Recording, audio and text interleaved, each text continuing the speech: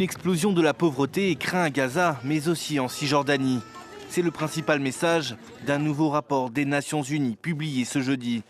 Après un mois de guerre, le taux de pauvreté dans les territoires palestiniens devrait bondir de 5 points, frôlant ainsi les 32%. Une situation particulièrement dramatique à Gaza. Là-bas, près de la moitié des logements ont été touchés ou détruits selon l'ONU. Des entreprises et des stocks alimentaires ont également été réduits en cendres. La perte de revenus, la perte de capacité de production, l'argent qu'il faut trouver pour recréer ces flux de revenus pour les agriculteurs, il faudra des années pour s'en remettre. C'est pourquoi nous parlons d'un recul en termes de développement qui dépasse de loin le temps nécessaire à la destruction et à la reconstruction immédiate. En parallèle, c'est aussi le produit intérieur brut qui est fortement touché par la guerre.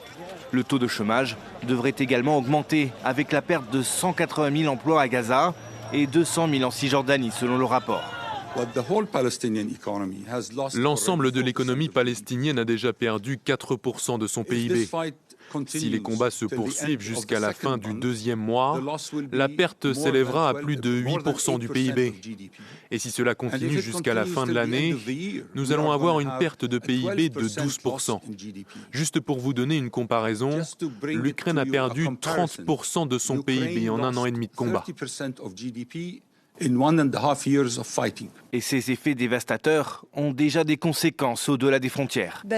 Les retombées négatives de la guerre atteignent déjà les pays voisins comme le Liban, la Jordanie et l'Égypte, aggravant ainsi leurs défis socio-économiques et budgétaires.